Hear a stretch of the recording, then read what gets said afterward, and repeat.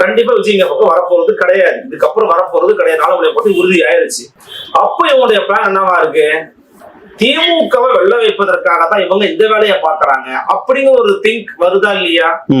இன்னைக்கு நிறைய பேர் சமூக பேசுறாங்க, திமுக சொல்லித்தான் ஐயா போய் சேர்ந்திருக்கவும் வாய்ப்பு இருக்கு, பிஜேபி சொல்லி வாய்ப்பு இருக்கு. இன்னொன்னு சொல்றாராம், இன்னைய சூழல்ல பாஜக தமிழ்நாட்டை பெருசா கண்டுக்கல, பீகார் வச்சு பிறகு அவங்களுடைய கவனம் முழுக்க முழுக்க வெஸ்ட் பெங்கால்ல இருக்கு. சோ தமிழ்நாட்டு சூழல பெருசா ரோல் பிளே பண்ண மாட்டாங்க. 29 அதிமுக கூட நில்லுங்க, சில இப்ப எம்பிக்கள் நமக்கு வாங்கணும், 24 விட்டு அங்க வாங்கலாம் அப்படின்ற மைண்ட் செட் தான் அவங்களுக்கு இருக்கு. அவங்களுக்கு ஸ்டேட் எலெக்ஷன் ஒரு கவனமே கிடையாது. அப்ப இங்க கவனம் செலுத்துறது திமுகவா இருக்குதோன்ற ஒரு சந்தேகத்தை கலப்புறாங்க. அந்த சந்தேகம் நமக்கும் வருது.